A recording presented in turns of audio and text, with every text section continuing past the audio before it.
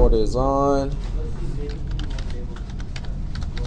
Check out the hard drive space. We got enough at least. Okay.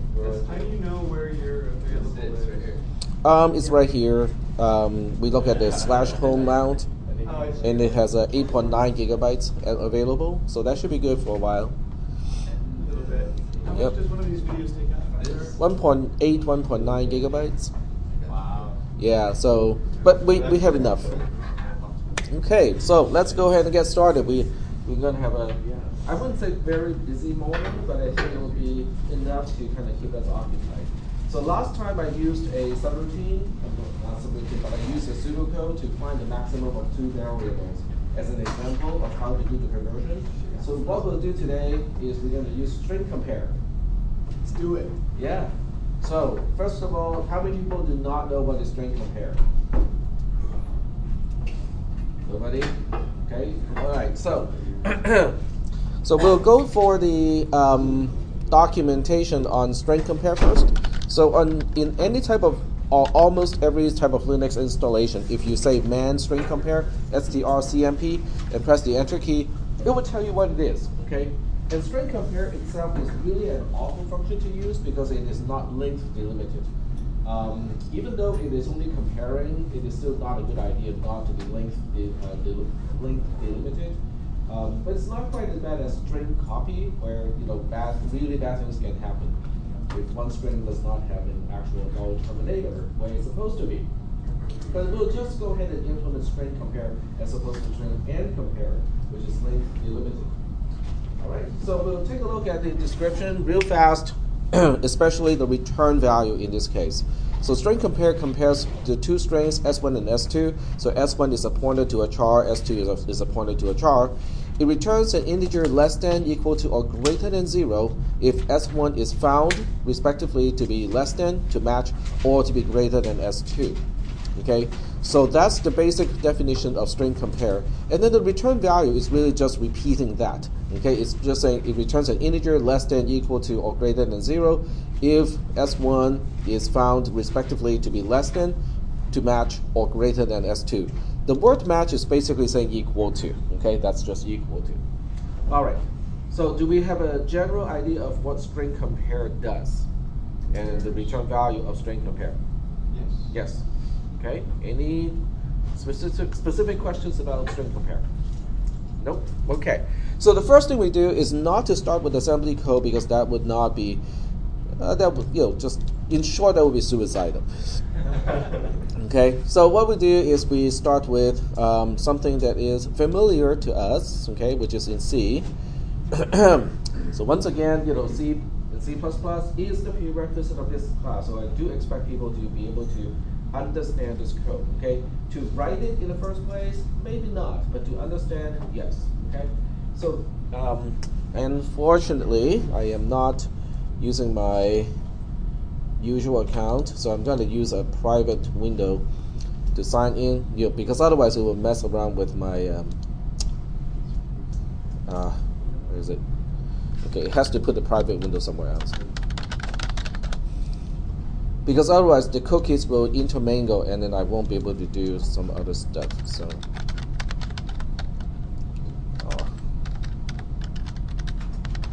there we go.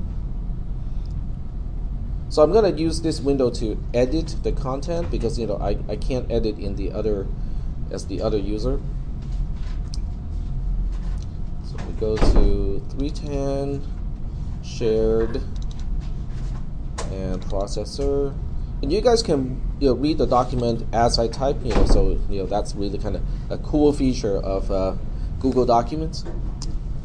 All right, so we get back to exactly the same document, and then the first thing I really want to do is really just to reformat all of this in a fixed width format, just so that everything lines up and easier to read.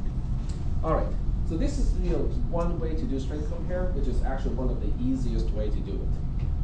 Basically, we use a while loop, and as long as the following condition is true, we stay in the while loop. The condition is as long as P1, which is the pointer to one of the strings, is pointing to a non-null character, and whatever P1 points to, that's equal to whatever P2 points to. I want to stay in the loop. Because what it really is saying is, as long as one string has not terminated yet, and the two strings are exactly the same up to this point, keep going. Okay, go look at the next character. Is that making any sense?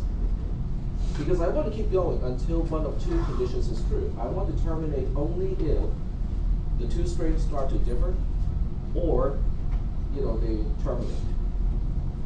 Is that okay? Yep. My question is, at the end of it all, will it return false if it's true? Nope, it's going to return, okay, my bad here, I forgot one. The compiler would complain, but most people would not. Okay. So in this case, I'm returning the subtraction P2 minus P1. Okay, I think that's the reverse direction. I think it should be returning whatever P1 points to minus whatever P2 points to. There we go. I think that makes more sense. Yep. So you would return 0 if they were the same? You would yes. Another number if they were different? Yeah. Yes. If P1 is quote unquote less than P2, it returns a negative number. If P1 is greater than P2, it returns a positive number. Return 0. Yeah, and that matches the description of string compare. Okay. So this is a really easy way to do it. You can see that there's not really a whole lot of operations involved in this particular C code. So what we'll do in today's class is going to convert this into the machine code that we are familiar with our little toy processor. So which is basically the same thing as in the previous class, where the video got deleted. Remember that? Yep. Okay. Now, yep.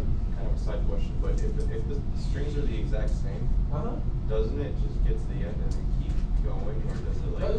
It won't keep going, because the first thing is if the two strings are quote unquote the same, they will both terminate, right? Yeah. So which means P1 will point to some kind of known character as the end of the first string. That will terminate already, Okay. right? So when it terminates, then we get to here, but since they're both zeros, 0 minus 0 is just 0. So it will definitely tell you that the two strings are the same. If one terminates before the other one, then whoever is terminating first is going to cause this thing to be not equal to. So as a result, we get to here, and then whatever string is terminating first is going to be less than the other string that has not terminated yet. Yep. And a question, so what if you have,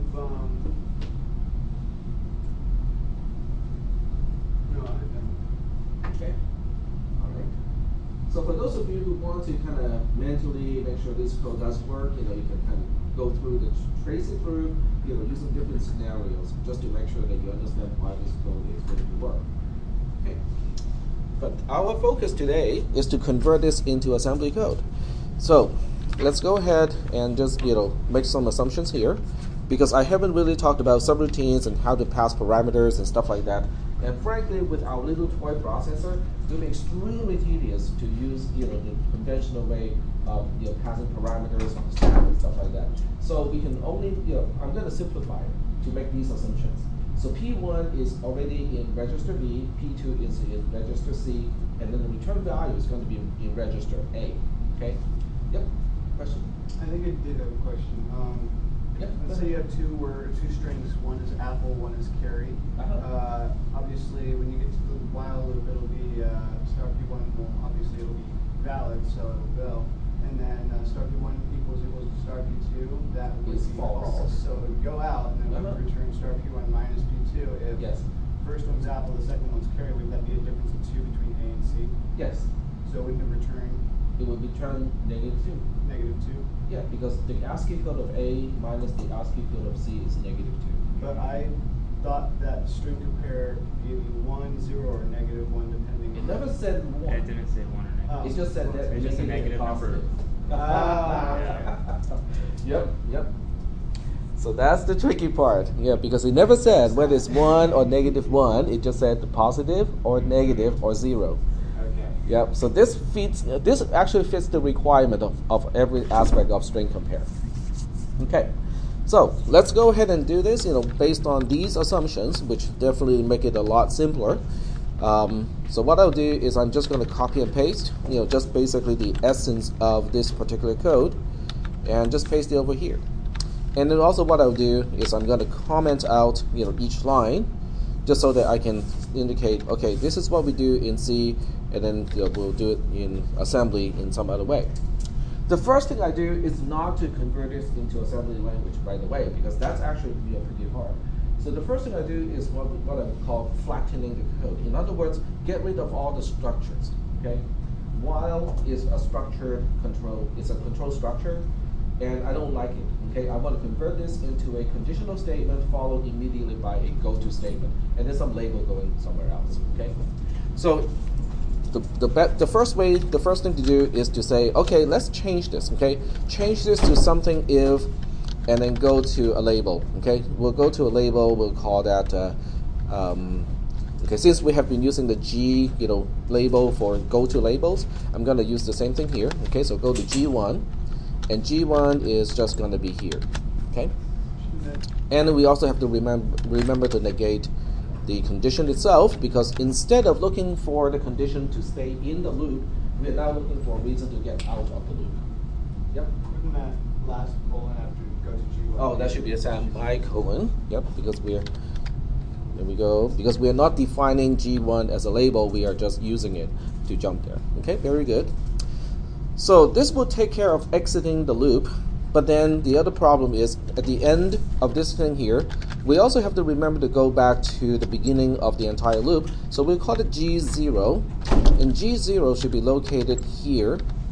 Oh, okay, it doesn't use the same font. G0 is defined to be here. Are there any questions about the code at this point? I'm just taking out the while loop so that the code is no longer structured. There's no nesting anymore. Okay, the only thing that is really nesting is the go-to is nested inside the conditional statement, and that is the only thing I can allow. Yep. So it's saying if it's false, we go to G1? That is correct. Because the condition, I haven't changed the condition. This is still the condition to stay in the loop. But because I'm looking for a reason to get out of the loop, so I have to negate it using a logical not on the outside. Okay? So this is the first step, okay? So if I were to actually implement this program in assembly, I would just change the C code first into this form, test it to make sure it is still working before I proceed any further. Because as long as the code is still in C and you can use GCC and GDB to debug the code, it's fairly easy to debug, okay? Can you actually use labels like that to jump around your code in C? Yes, you can, but you were never taught to do it because it is supposed to be a taboo in structured programming. But in this class, we have to destructure a program first in order to write it in assembly code. Colon to semicolon, line 1, 2, 3, 4, 6. Oh, you have to go to. I keep using the colon after go to. Huh? Okay, there we go. All right. So are there any questions about this code here? Now, because I don't have structures anymore, this particular brace can go. Because this chunk of code, plus P1 and so on and so forth, is really not a part of the conditional statement anymore. The conditional statement only has one single statement, which is go to G1. That's it. Okay? And the unconditional branch here is also required so that we can go back to the beginning of the loop, which is the behavior of a while. So are we still doing okay so far with this code? Okay? All right. So instead of a while loop, we just have one if statement to break it. Mm-hmm. Yep. That's the whole idea. Okay? So and also for the return, instead of expressing it like this, I'm just going to say register A equals to the following. Okay? Because we don't really have a return statement yet in assembly code. Okay, so the next thing I'm going to do is to copy and paste this code. In other words, if you just read the document itself, it is kind of a animation of sort, because I'm not changing in place, and so that the original code is destroyed. Okay, so the next thing we have to take care of is this thing here, because this is a complex condition. It is not just a simple compare. We have a conjunction here, so we want to convert the conjunction and say, okay, how do we get rid of the conjunction? We have a negation on the outside and then a conjunction in the inside. So No, Yeah. what's the name of the law? De Morgan? De Morgan, yep. We use De Morgan's law so that we get rid of the negation on the outside, okay? So we are systematically reducing the expression, okay? So we apply De Morgan's law, and De Morgan's law says, we can distribute the negation to the inside, but change the operator to or, okay? So let's just stay here, okay? You can see how I'm just copying and pasting a whole bunch, because this way you can actually compare and see how I modify the code from one step to the next, which is actually the most important point. Yep. Do you have the original while loop statement in this? Yeah, it's up there. Okay. Yep. I mean, you can open it now. You can scroll any way you want. Yep. Does De Morgan's law only work with conjunction and disjunction? Yes. But it does work on both. You just have to change the operator accordingly. Okay? All right. So since I just copied and paste, I can now make some changes. So the change I'm going to make here is to change this is just kind of awkward way to say it, right? The negation on the outside and the equal in the inside. So I can put the negation in the inside and leave this one on the outside. And this one, on the other hand, is really the same thing as saying, is P1 not 0? Okay? Or in this case, it's actually confirming and say, okay, is it 0? Because if it is 0, then the negation of that is true. Are we still doing okay so far with this? Good. Okay, but when you go back to what the algorithm is supposed to do, it still makes sense, right? Because if I am reaching the end of the first string because I'm pointing to a null character, which is the terminator, I should get out because I have reached the end of at least one string already. So it's time to exit the loop. So you can always kind of double check to make sure the logic is still making sense. And then the other reason to get out of the loop is when what I point to in string 1 and what I point to in string 2 are different. Well, that's also a good reason to get out of the loop because I have a conclusion now. I know which one is bigger. Okay. All right. So now we take this code, copy and paste. Okay. Now this is pretty much the only time when copy, paste, and modify is not only an acceptable approach, it is a preferable approach. Because I'm trying to make an animation out of all of this stuff here. So some of you, especially those of you who are familiar with multimedia and how to make a movie, animated GIFs and stuff like that, you can actually do it. You can actually take snapshots of this code and just make an animated GIF out of it. You can see how the code morphs over time. That would be pretty awesome, I think. Extra credit. No extra credit for some work that a high schooler can do.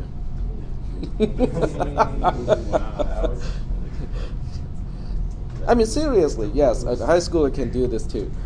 They just have to look up, animated GIF, and I'm suspecting if you can take snapshots of some, portion of the screen, there are websites that can help you make your own animated GIFs. The question is whether you can do it on your own computer without accessing. Yep. We have a lot of faith in our high schoolers, man. Okay, so now we still have one problem because we have a disjunction here. So these extra parentheses can really go because they're not needed anymore. So with a disjunction like this, I want to get rid of the disjunction. I would much rather have one more conditional statement than to have a disjunction in the inside because there's no quote-unquote disjunction, logical disjunction in our assembly code or the opcode. We have a bitwise OR, which is not the same thing as a logical OR. Okay, so we want to get rid of the logical OR, and then we say, well, how do we get rid of that? How about something like this? So we say the first reason we can get out of the loop is we have reached the end of the first string. And then the second reason, if this is not getting us out of the loop, then the second reason to get out of the loop is when the two strings are different. Would that work? Would that be the same thing as the original code? Yes.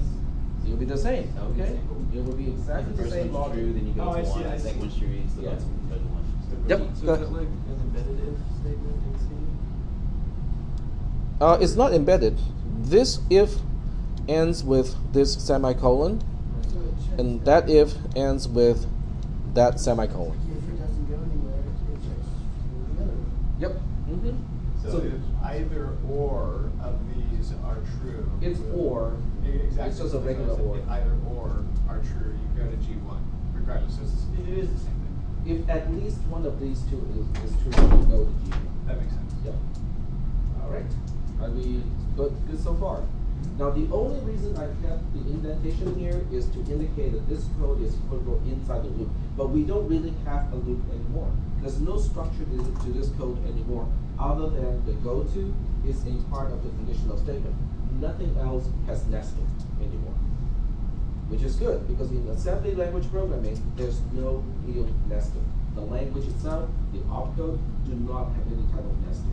So all the nesting that you have seen up to this point in all of your other programming classes are basically artificial concepts, just so that you can write your program in a much more in a way that is easier to maintain and also easier to understand. But we have to kind of dissolve all of that stuff into a flat piece of code. Okay. So I think at this point we can start to implement everything, or at least some of those in assembly. So let's go ahead and just copy and paste this code, and we'll start to do something in assembly. G0, the definition of the label G0, we'll keep it the same, okay, because that's actually acceptable in most assembly programming languages. Okay, G0 colon is the definition of the label G0. So we'll keep this one around. And then the next one is this if statement here. Yep, go ahead. Before we even get there, don't we have to define star P1 and star P2? They are assumed to be in registers. So in here, I made some assumptions already. Yep. So I don't have to deal with those. Okay. So if you prefer, we can change this to B. Change this to B. This is C. He's just changing P1 and P2 to the actual register they're in. Register C. Register C. Yeah. Like A is register A. So now everything is expressed in registers. Is that okay? That's better. Okay. We'll call this a new version. Fine. Okay. And here's the next one. And once again, well, let me do this. I think it will help. There we go. I'm just making it more screen area available, just so that it's easier to track down how we've made the changes from one to the other one. Okay. All right. Are we still doing okay so far at this point? Still good? Okay. So if you have a laptop computer, you can actually open the document right now, and I see that 4 people are doing exactly that. They open the document on their own computer, which allows you to do scrolling on your own. Okay, so if you want to look up, what was the original code, you can scroll on your own screen so that you can actually go back to the beginning. So that's good. One person just signed out and signed back in. Are those icons of people? Yeah, those are icons of people. So this is a what? An Ifrit? Ifrit? There's Shane. Okay, that's his Shane. Shane Harris. Oh, wait, which one's me? We have a You're the giraffe. You're the Just say best. Shane Harris. You're not anonymous.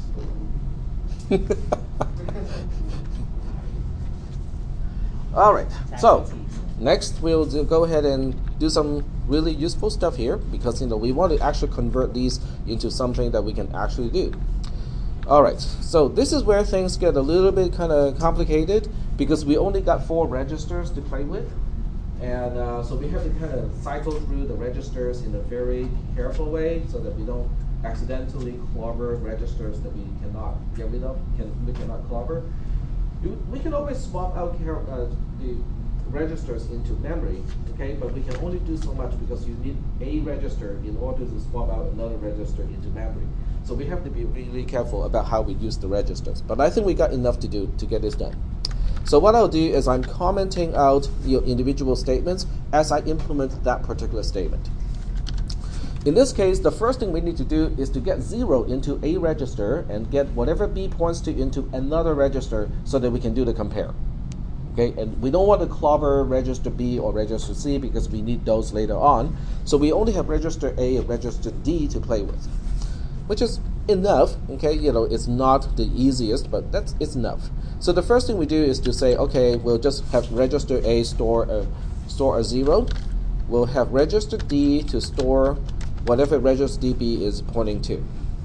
Okay, so that will set us up for the compare, and then we'll go ahead and perform the compare. In this case, the compare is B, whatever B points to, which is D, versus A, which is a 0. Okay, so we say D minus A. Yep.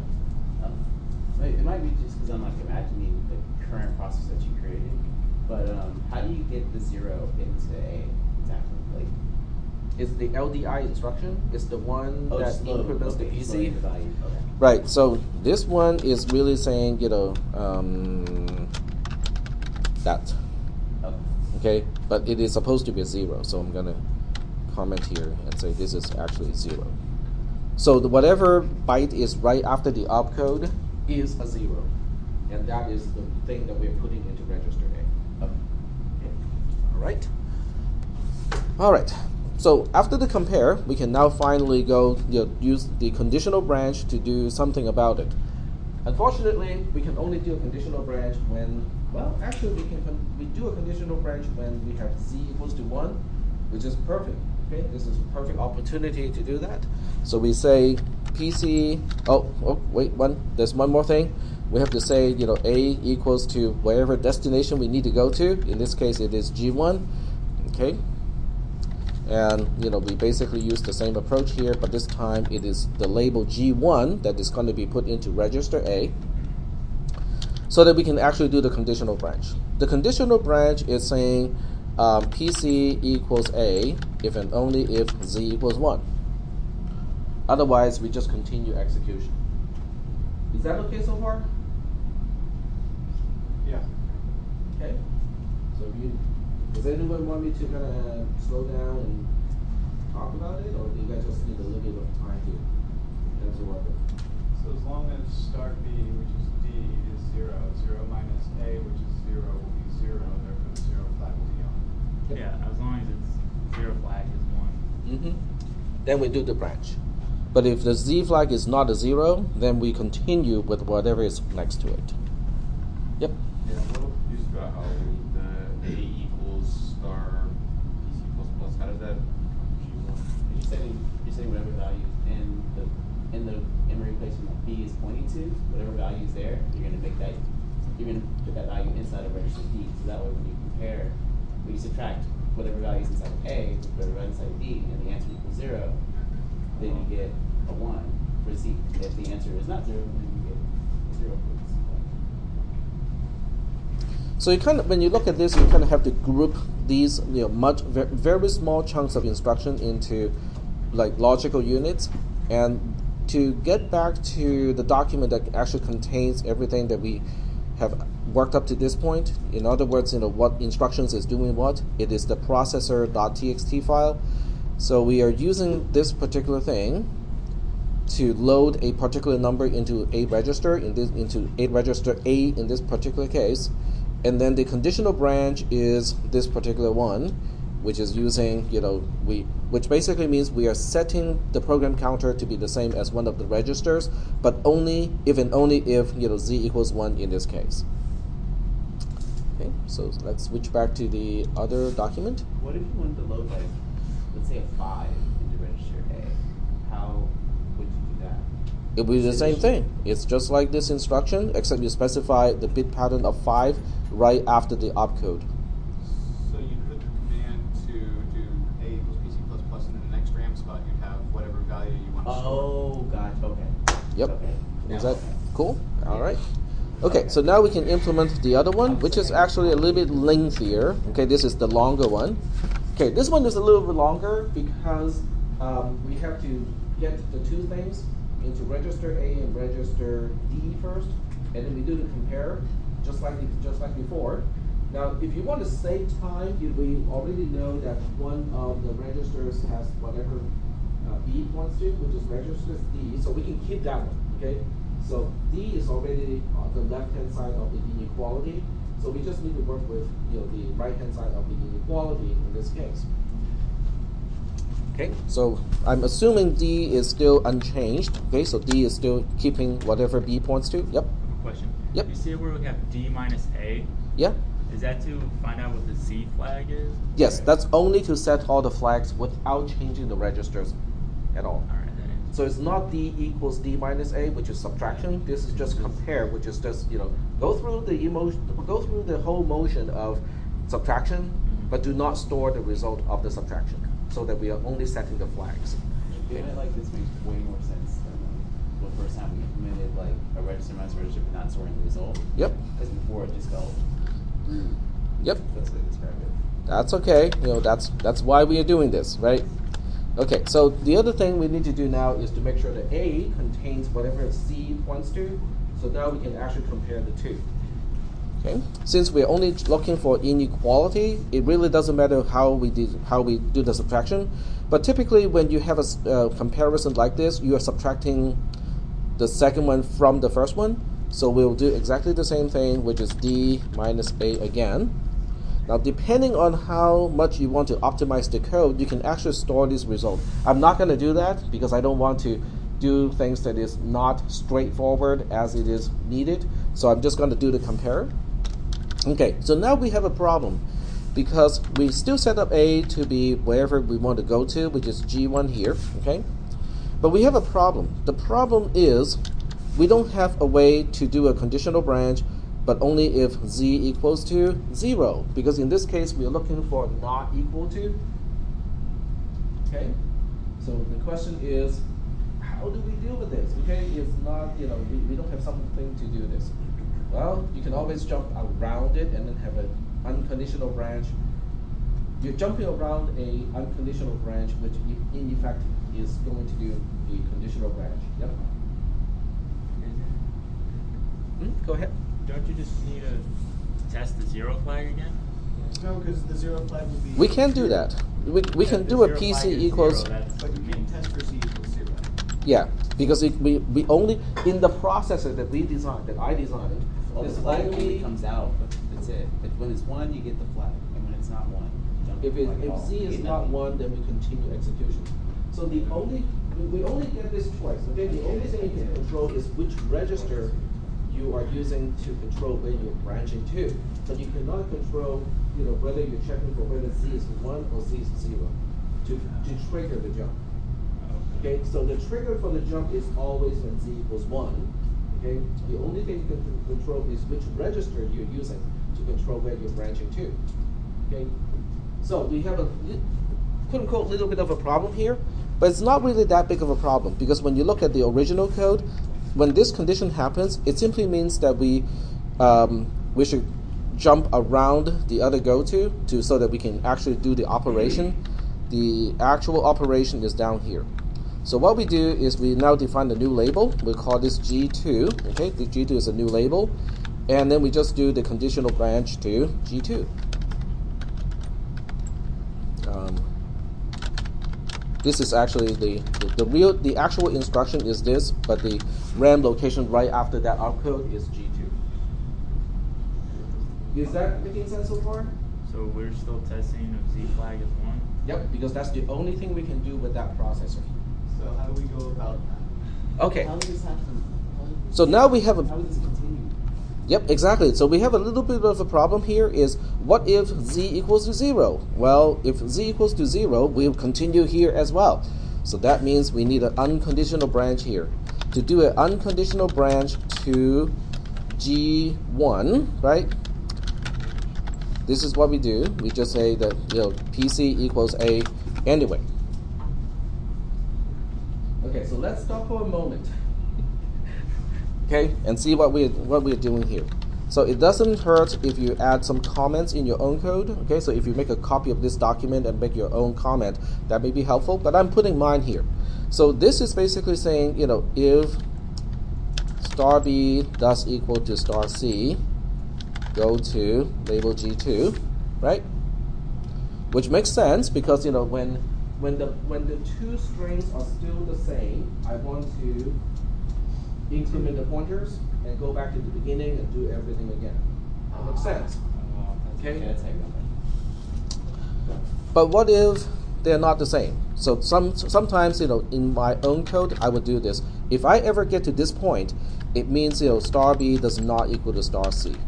And if you want it to be more complete, you can say if we are here, then it means that whatever B points to does not equal to whatever C points to.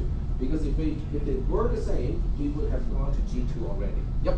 Okay. So the G1 and G2, are those like locations in opcode? Yes. Is that a way to think about it? They are locations in RAM corresponding to opcodes, correct. So how do you get the PC to equal those? It's using this particular instruction. So we basically use this opcode here to do it. So this opcode is going to, so this opcode takes up 1 byte location in RAM, right? Right. But whatever the next location is going to be copied to register A. The one directly following this instruction? Yes, to opcode. Yeah, whatever is following this opcode, that byte is copied to register A when this opcode executes. All right. So getting back to here. So I'm just adding some additional comments here just to make sure that I know what it means to be here to continue execution. So now we can say, but if whatever B points to does not equal to whatever C points to, it is time to go to G1 because that's the condition to say that, hey, we got one of the exit conditions. Let's go to G1. But how do we go to G1? How do we continue execution at G1? Well, the first thing is we put G1, the value of the label G1 into register A, and then we just make the program counter, whatever register A has, so that we can do the branch. So in this case, we have to specify G1 here because every time you use this particular opcode, you have to specify what is it that we want to put into register A. So I have to kind of comment on that one too. Is that okay so far? Now I know this is very tedious, but you can also see that, but there's nothing really innovative. There's nothing really too exciting. It's really just, oh, okay, so we have to boil everything down to things that we can actually do in the processor. It's tedious, but we are still doing something that is fairly simple. Is that okay? All right. Okay. So we got this particular statement already implemented. So everything up to here is just to implement that instruction. So now we got plus B to implement. That's not too bad, right? Because incrementing B is just saying B equals B plus 1, but we cannot just do that because we have to put a constant into a register first before we can increment. So the first thing we need to do here is to say A equals PC plus plus, but this time it is just 1. Then we can say B equals B plus 1. We can do that one, or B plus A to be exact. And then we can also say C equals C plus A, like that, to implement the next instruction. So let me copy and paste this one over here, because that one actually implements this particular statement in C. I'm just reusing A. There's no need to reinitialize A to 1, because it's already 1 at this point. Are we still doing okay so far? So now we have the goto to deal with. Okay, goto is relatively easy to deal with because you just have to, okay, let me scroll up so that people can see that. So we just say A equals to PC plus plus, and whatever PC plus plus is, okay, the next byte of the following the opcode is just going to be the value of the label 0, G0, okay? And that's it, okay? That completes the loop itself. PC equals A. Oh, right, the actual jump. Thank you.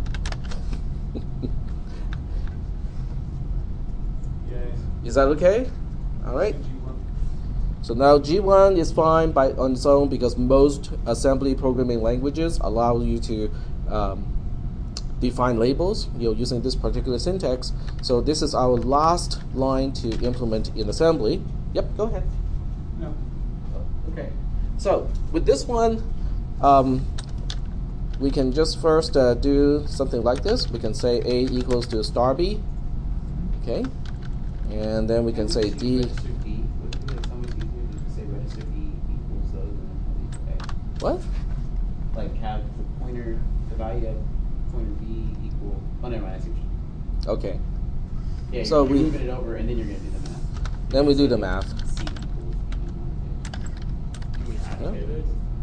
What? Yeah. To get the value of the Yeah, that should be it, right?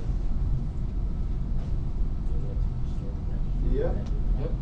Okay. Well, I actually started to work on the program that I told you guys that I was working on, converting from ROM into internal binary representation and back. Okay. So I got those two basic subroutines already done. I checked everything is working. So now it's just a matter of making those individual tiny little programs so I can pipe the whole thing through to create the file that I need to create. Okay.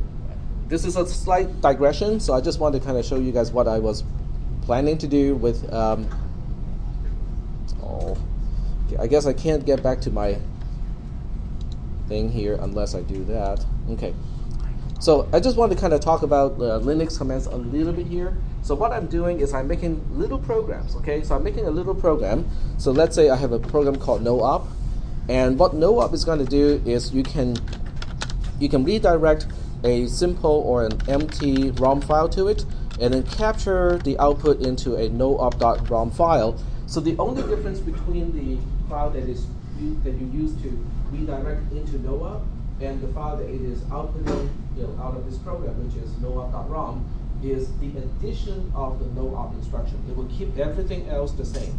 In other words, empty.rom doesn't really have to be empty. It can be fully implemented, all the other instructions, but it will just add the noop instruction to it, which is at location 0 of the ROM. Is that okay? So I'll make a bunch of little programs like this. So there'll be another one called LDI, to specify the A and ABCD equal to star PC++, command. Another bunch to do the compare, another bunch of to do all kinds of stuff. So in the end, this is what I want to do. I want to run the program so that I can do something like this. I can say, okay, maybe I will make a gen blank ROM program to generate a blank ROM file. I will pipe it to noop, pipe the result of that to LDI, pipe the result of that to compare, pipe the result of that to add, pipe the result of that to sub, pipe the result of that to mult, pipe the result of that to jump, pipe the result of that to blah, blah, blah. So I just need one long series of all the pipes in order to implement every single instruction that I need to do. But each command, like LDI, CMP, add, subtract, and so on and so forth, each one is only responsible to implement all variations of a particular opcode. In other words, they're only doing something about the XXYY, but it's basically the same opcode. Yep. So it's filling your processor ROM with all these operations? Well, each operation takes an input from the previous one, which is a ROM file, and then it will just look at that ROM file and go like, okay, whatever you specify is fine, okay? I'm just gonna add my own addition to it, and then it will output another ROM file as a standard output, which in return becomes the input to the next program, which says, okay, we'll keep whatever you have, but I'm just gonna add my definitions for the opcode that I'm responsible for, and then generate the output that has everything up to and including its own instruction. And then the next one will take that output as its own input. Okay? So if you're testing the conditional branch with c equals 1, and let's say I made a mistake in my LDI opcode, this would basically change it to your LDI and actually test my actual one, right? That is correct. So so what it would do to check your program is to start with your program. In other words, I'm not going to use gen blank ROM to create the initial ROM file. So in the first one, okay, in the case of testing your program, this command would be cat student.rom. So I will just take whatever your ROM file is, okay, which can only have that one single instruction implemented, but I'll still pipe it through all the other ones that I define, minus the one that you're supposed to implement, and then whatever output is coming out of this whole thing will have the full implementation again. Then I'll use that file, feed it into Logisim, and test it. So piping is really a really useful command a really useful feature in most modern command line interface of just about any operating system. Windows can do it now. I mean, Windows CMD can actually do pipe just the same way as Unix does. Before it could not do it, but now it does. Okay, before Windows can do it, it can do something like it, but it's not a true pipe. what it really does is it needs the first program to completely finish before the next one starts, as opposed to in Linux or any type of Unix variants. These programs can all execute at the same time. Because each one is just waiting for the previous program and say, hey, you got a byte for me? Not yet? Okay, I'm just going to go to sleep. Wake me up when you have a byte for me. So these programs can all be executed at the same time. They're just waiting for each other. So basically, you can write your whole program in one single line and. Right, but I do need to implement each one of these individually. So they will all be linked to the utility libraries for reading and writing the ROM files, and a few other utility functions. But otherwise, they are just tiny little programs, which makes it easier to debug.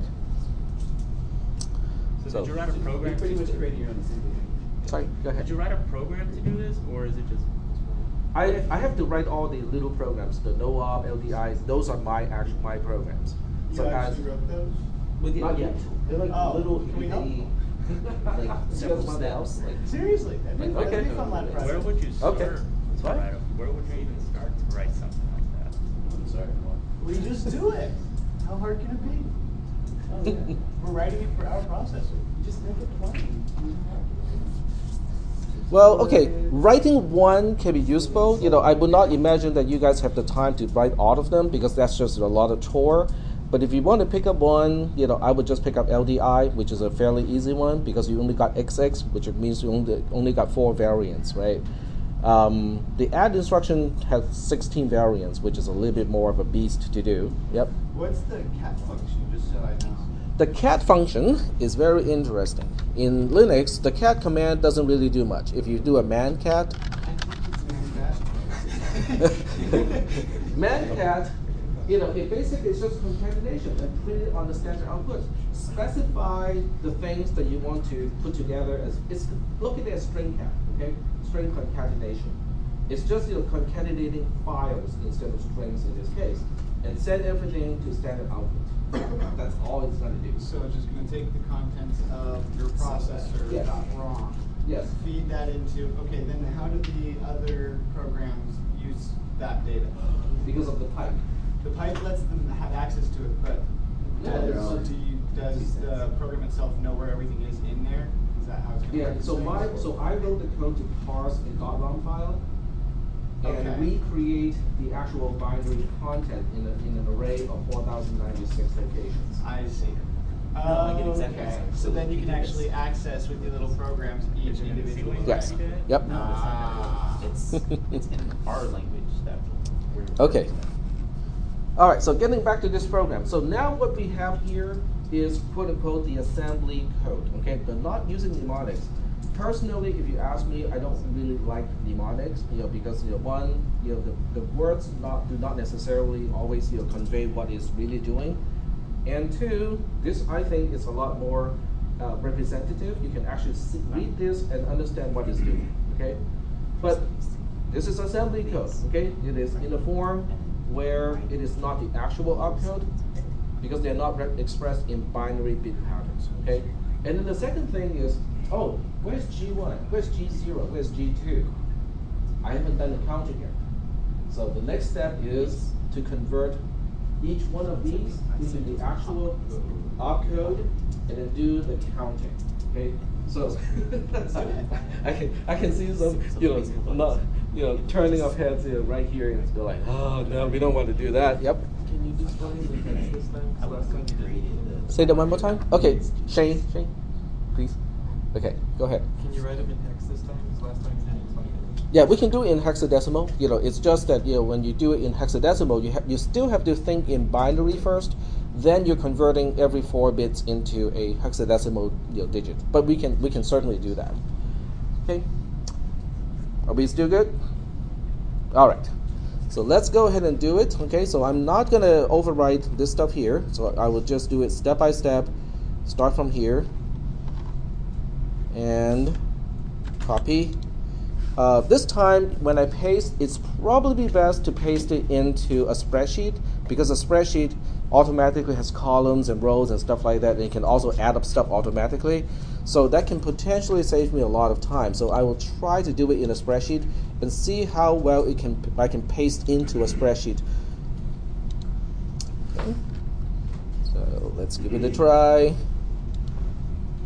And if it doesn't work, we'll send an email to Google and say, hey, we kind of need this to work. Okay, dismiss. There we go. It's just a little slow. And I'll rename this to string compare to, but this is a spreadsheet string compare. And we'll do a paste, see if it works. Probably leave one column behind and say paste here. Edit, paste. Okay, Control C. Uh-oh. No, you gotta go back. You copied that cell. You gotta go back to the original. Oh, it lost it, huh? Okay. Right there, Control C. Control V. And then Control V. There we go. There you Yay! go. Yes. Okay, so that's really nice because now I can actually show it side by side, right? So that's always good. Okay. So now we look at this instruction here and say, okay, what do we have here? We have a equals to star PC++, and then we look this up and say a equals star PC++ is 6C. Okay. It is 6C as the opcode because 0110 is a 6 and then 1100 is a C. So this is actually 6C in hexadecimal, which is representing exactly the same bit pattern as 01101100. So we go back here and we specify a 6C in hexadecimal, and then we want a 0 right after that. So we want a 00 here. And if you want to force it to display actually 00, you can use a single quote to basically say this is a string, then it won't interfere. Okay? Because natively, when you type 00, it will interpret as a number, and it will just say, okay, we just need 10. There's no need to display leading zeros. Yep, go ahead. You thought it is, but you also display like a 6C like binary. It helps me like keep track of which opcodes we're actually looking at. We just talked about it. I know. It's 0110 1100. You can do the conversion Why do we put 00 right there in because it's right next to the opcode. I got an idea. Yep. In the same bubble, write the hexadecimal on the left, do a slash, write the binary on the right. I know it's a lot of work, but everybody can be happy. Fine. Oops. Something like that, right? 01101100. Okay. Yeah, that better? Yep. Okay, so the next instruction is D equals to star B, which is basically, let's look up the instruction. So we're looking for something like this, where the X is a D, which is 1, 1, and then the Y is, I cannot remember, is a B, which is a 0, 1. So we are looking at 0, 1, 1, 1, 1, 1, 0, 1. So that would be a 7, 1, 1, 0, 1 is a D. 7D. Yep. Okay, so we specify 7D, which is 0, 1, 1, 1, 1, 1, 0, 1. Okay, and then the next one is a compare. It is a compare with D minus A. Okay, so we go look up at the non-storing subtraction, which is down here, the no store. 1110. Okay, the 1100. 1100. Okay. E. Oh. C. Okay, let me. Okay, 1110 is a E, and 1100. Yep. So it's 1110, 1100. Okay, and then the next one is kind of the same thing as the first one. In fact, it is the same opcode, exactly the same opcode, except over here we have to say fix it up. Okay, TBDD to be determined, and it is the label G1. Okay, I have to say TBD because I don't know where G1 is. Okay, because I'm still figuring out, the bytes and still counting and stuff like that. Okay, are we still doing okay so far with this? Yep, go ahead. The first one specifies the location of 0. It's just 0. Okay, 0 is 0, but the 0 in here is being used for the comparison. I'm just wondering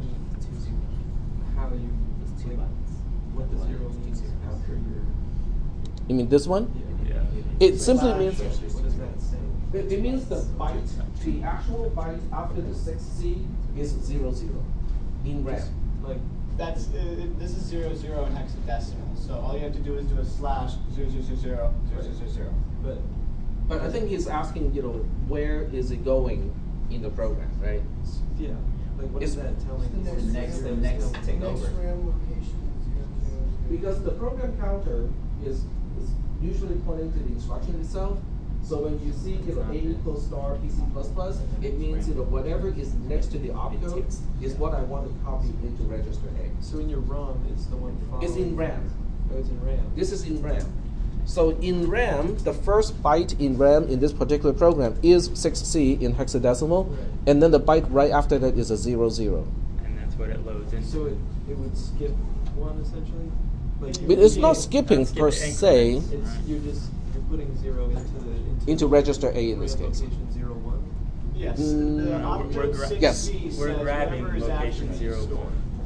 We're grabbing location 01 and clearing it into register A. Right, because that location has a 00. Yeah, there Yeah. you go. Yeah. Yeah, Yep. and you're not using 00 as an opcode, it's just data.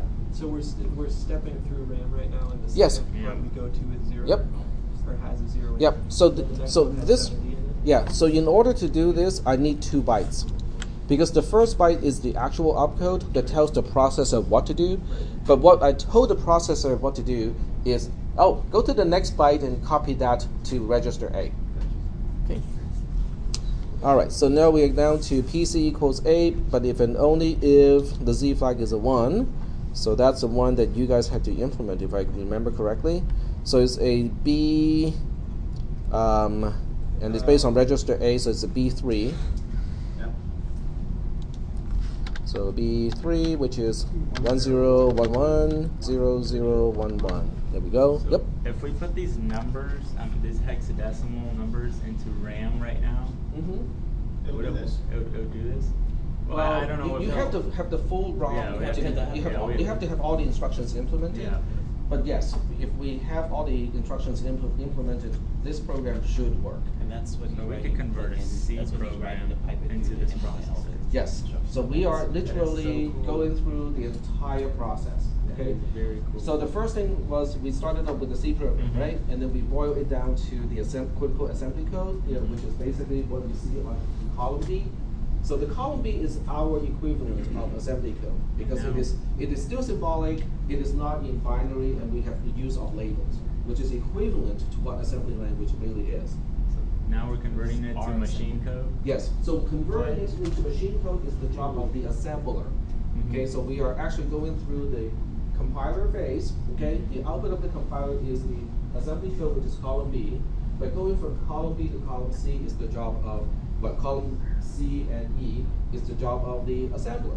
So the assembler, so we are doing the job of the assembler right now. Okay? All right.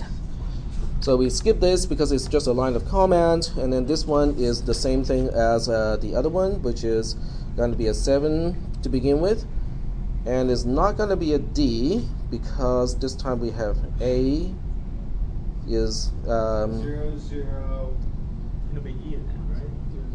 1, 0. It'd be 0, 0, 1, 0, so it'd be.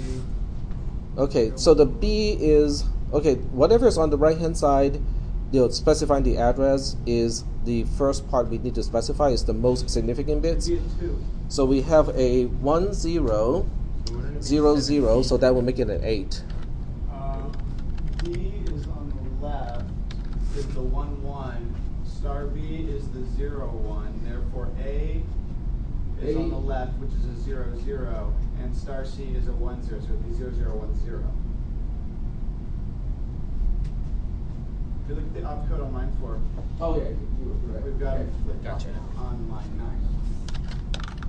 Oops. So it's 0 here, 0 0 1, 0. 1 0. There Okay. you go. I'm just going to And double check. 7, 2. Opcode 7, 2. 7 2 because but I just want to double check that too. Yeah, it is. Okay, so XX is the first part and the YY is the other part. Gotcha. Okay. And because it is 7.2, so we change the hexadecimal. There we go. And then we have D minus A again, which we already have. So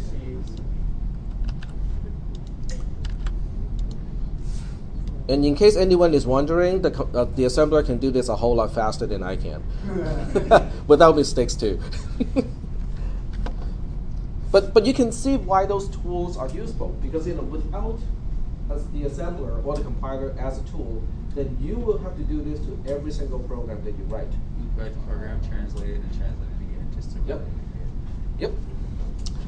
Okay, so we'll try to make this a little bit faster by just copying and pasting. So in this case, we have a TBD G2, and then down here we got the same thing as here.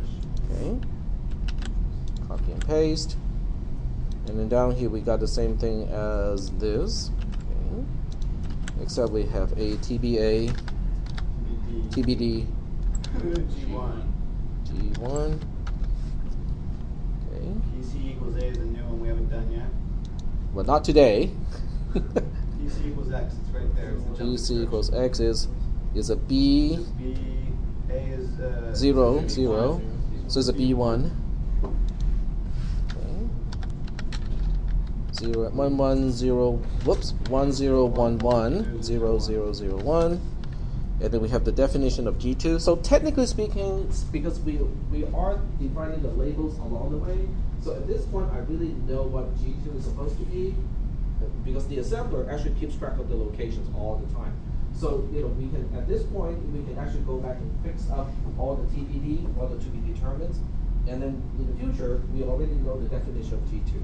But I'm going to do it the longer way, which basically means I'm going to finish the entire program, and then we'll go back and fix up all those things. Okay. All right. Well, we're getting close. Getting close. So we are down to this instruction here, which is something that we have done many times, right? So there's that. 0, 1 on your next column over. Okay. So we have a 0, 1 here because we're loading a 1 into it. So we need a 0, 1 or 0, 0, 0, 0, 0, 0, 0, 0, 0, 0, 0, 1 as a bit pattern. And then we have B gets B plus 1. Okay, I cannot remember that one. So it would be this one. So B gets B plus 1 is 0, 1 here. So it's an 8. And then we have a 0, 1, 1, 0, 1, 0, 0. Okay. Oh, I just forgot the first part. 0, 1. Is an 8. 1, 0, 0, 0. Is a 4. So 8, 4. 0, 1. There we go. Yeah. Okay, and then this one is just like the other one, except so it starts with an 8, and then we have C, so it becomes 1, 1, 0, 0. So it's 8C. No. 8, 8. Yep. 1, 0, 0, 0, 1, 0, 0, 0.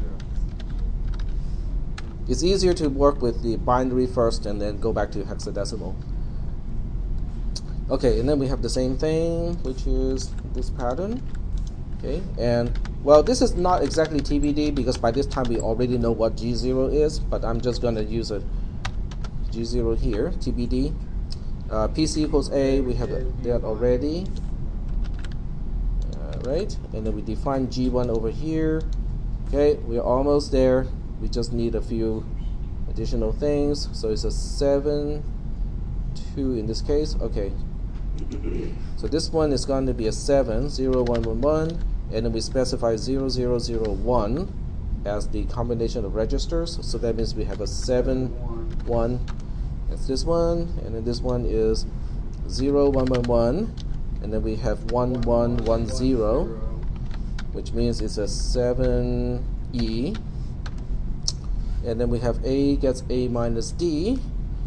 A gets A minus D. The subtraction is here. Okay, so we have a 9 and then XXYY. So we have a 1, 0, 0, 1, 0, 0, 1, 1. So that makes it a 9, 3. There we go. So now we have all the opcodes done. Okay. Now we have to count bytes. Let's do it. Yeah. Okay. So how do we count bytes in the spreadsheet? Okay, do we actually go like 1, 2, 1, 1, 1, 3, 4, and so on? Well, let me see if I can cheat a little bit, okay? Because with a spreadsheet, a lot of stuff can be done without you actually doing anything. So I want to see if it has a function called count. So count of numerical values, count blank, and what is count A? Number of values in the data set. That's not what we want. Count if. A conditional count across a range. That would do, probably. Not null. Yep. So count if it wants to specify a range. So in this case, it's going to be these two. And then it wants to say, okay, what are we looking I think you for? need to do count ifs. Count ifs. Multiple criteria. Okay. Okay, so the criteria is we want it to be, but can we use string as criteria? That's the question. Can you say not, and then parentheses, just leave it blank? I don't see why not. It's doing a string compare. Say that one more time. Greater than, equal to, because it looks like it says right here. Okay, let me click on this link here. Okay, so returns the count of a range depending on multiple criteria, which is basically just like count if. Notes any range must contain the same number of rows and columns. Okay, fine, that's easy. Count if, count sum ifs, sum of a range depending on multiple criteria. No, you don't want that. No, sum if can be useful. It can be useful. Yeah, well, I'm trying to avoid having to do all Well, what the if you just do if extra not stuff. equals 0? Say again? What if you just do if not equal, well, because one of those is actually. But these are strings. They're not numerical values. We can always just check first. Okay, so we'll go ahead and say count if equals counting.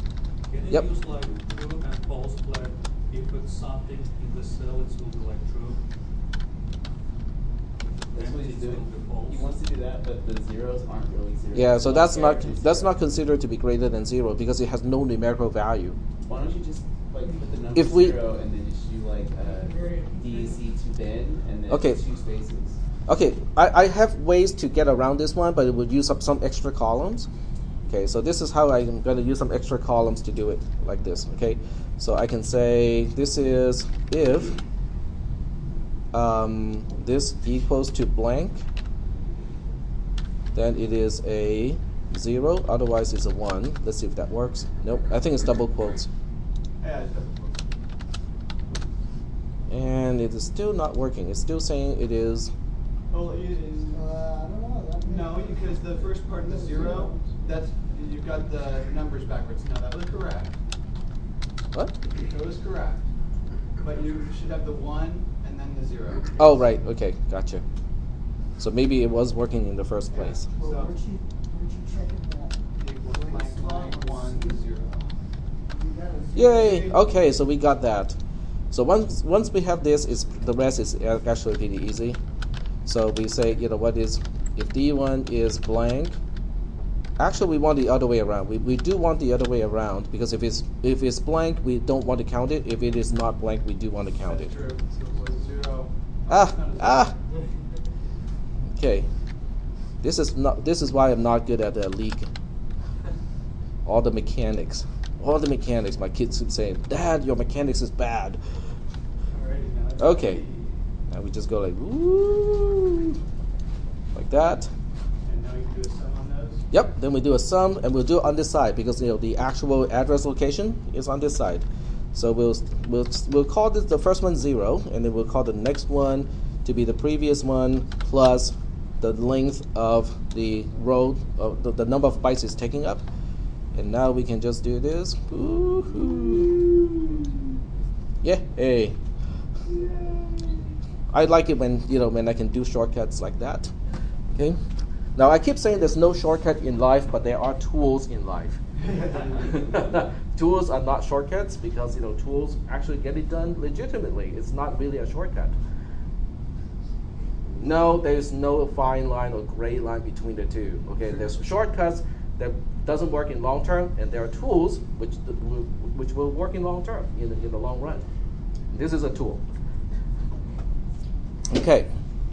So now that we have all of this stuff done, we just have to go back and define the labels, right? So we can look up, G, okay, what is the first label getting defined? Is a G0.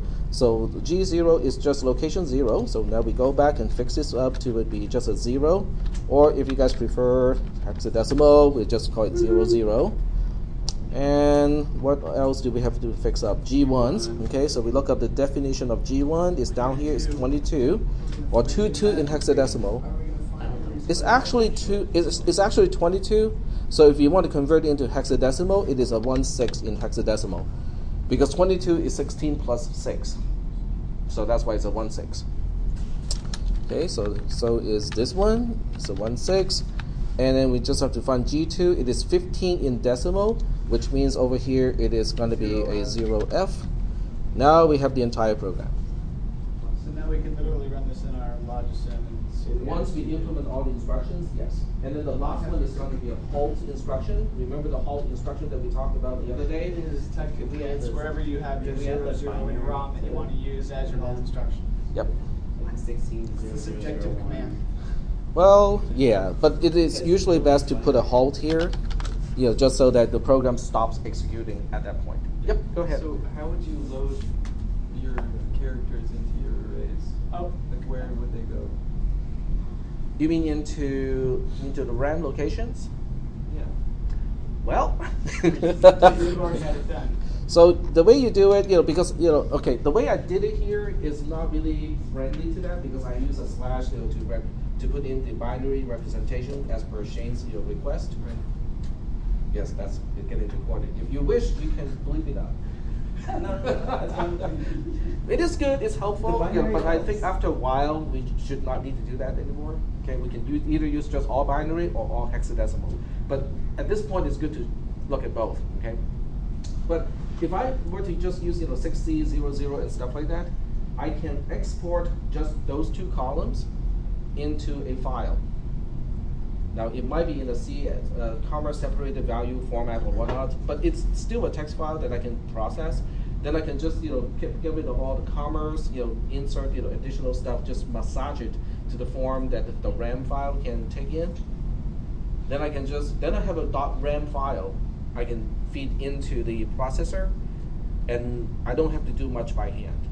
Okay. So, but the way it is right now is not very friendly for that. I'm still not sure where the values are coming from. The values are coming from? Yeah, where because we're comparing strings. Where are those strings? Oh, the string themselves, one is pointed to by register B and the other one is pointed to by register A. So you will have to initialize some other RAM locations with the actual strings. Initialize B to be the starting point of the first string, initialize C to be the starting point of the other string, and both strings need to be null terminated as well. So they would be further down in memory? Yeah, they'll be further down in memory. Anywhere other than these locations. It's hidden somewhere that you can reference it whenever you need to get the value. Exactly. Yep.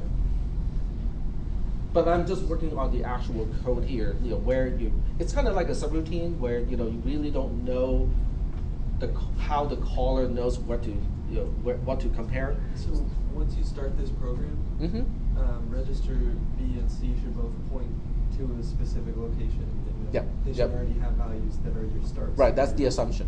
Correct. So you might need to put some extra code before this one if you want to initialize register B and C. Yep. Okay. Are there any questions about the conversion process? Yep. My question is the very first column, the A column. What is the significance of the numbers that? This is the address. The first column is the address of all those bytes. The decimal value. It's in decimal value, unfortunately. Correct. So if I format, I don't think we can do base conversion here. So the only way to do base conversion is to go back to this location, and well, this is 0. Okay, let's see if we can do this. Equals dec to x. There we go. And we need 2 significant digits, like so. And then this one, we can do the same thing too. It's just a hassle to have to do that. So it's deck 2 hex 0 2 like that. So now we can just replicate all of this stuff here. Why not? Why doesn't it like it? And text cannot be coerced to a number. Oh, Okay. because 0b above is not a number. According to 0b. it's just text. Okay, so it doesn't like that. Doesn't like it. Well, I can fix that. I can fix that. I can fix that by... Okay, so the one before is A1, so we can do a hex to deck back. Cheating, but it works. Good shit. Well, because this is like strongly typed, right? It doesn't... There we go. Fixed. There we go. Give me scroll up to make sure that it's actually working. That's okay. Okay, there we go. Yep. Well, this spreadsheet is available to you as it is right now, live. So you can, for those of you who are curious, like, oh, how did you do that? Well, you can just click on the cell and find out exactly how it was done. Yep. Do we have any homework we're going to be doing with this? No. Instead, I want you guys to study. So kind of, doing something like this is, this is preparing you for the exam, for exam 2. On Monday, we'll have a practice exam for exam 2. And then we can... You mean Tuesday? On Tuesday, right, next Tuesday. So, so then when is the exam? Thursday week? The exam is going to be 1 week from next Tuesday, which is the Tuesday before Thanksgiving. Yep. So we will be doing this kind of thing on exam 2? Something like that. Okay, probably not in this particular order of magnitude, but I will give you, more likely than not, okay, I will give you the code and you have to figure out what it does. Okay, which is easier in some way because it's easier for me to grade, but it's harder in some way because it's, you have to understand that code. Yep. What kind of resources are we going to be given, or should we bring? To the exam? To the exam. Just like in exam 1, it is open book, open notes, anything that is printed or handwritten prior to the test you can bring. So we can literally print out all of these spreadsheets. Oh, absolutely. Yep, all the spreadsheets. You can print out, well, you can print out the schematic of the processor. Even the schematic of the processor, the ALU, the register bank, you can print all that out, all that stuff out. Cool. Just if you like a particular screen in class that is not being saved as a Google document, take a screenshot of that, print it out. That's fine. Yep. The only thing you cannot do is to use electronic means during class other than a scientific calculator. Oh, well, I can't use programming figure. You cannot program your PC, your cell phone to emulate the toy processor. Can we have a calculator on that exam? You can have a scientific calculator for the purpose of simple calculations. What about a like base graphic? conversion? Huh? What about a graphic? Why do you need graphic?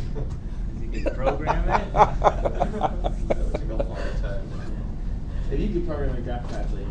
You can probably do an emulator on a scientific calculator, because the instructions that we have is actually really simple. So go ahead. I was asking how big the maximum file size is for one of those calculators, because you could sit there. Oh, those and are pretty program it. It'd take big. you a Those are while. actually pretty big. I mean, you have more than enough resources to program your own emulator. Oh, that would be so cool. But the assembler is a whole different story. The assembler is going to take a little bit more work. For that actual code.